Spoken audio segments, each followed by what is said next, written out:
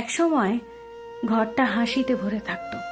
আপনজনেদের মায়ায় বাঁধন ছিল বড্ড শক্ত। আজ সেই চেনা আঙিনায় শুধুই নিস্তব্ধতা। চেনা মানুষগুলো আজ যেন বড় বেশি অচেনা। উষ্ণতা যেখানে ছিল প্রতিদিনের সঙ্গী, সেখানে আজ বাসা বেঁধেছে এক হিম শীতল নীরবতা। মাঝে মাঝে কোনো বড় ঝগড়া হয় না, কোনো চিৎকারও শোনা যায় না।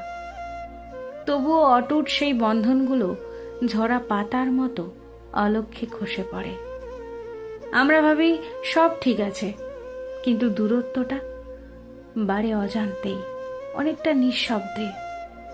চাঁদনি রাতে পুরনো স্মৃতিরা যখন কড়া নাড়ে মনের দরজায়, তখন বুঝতে পারি কিছু কাছের সম্পর্ক সময়ের স্রোতে কেমন ফিকে হয়ে গেছে।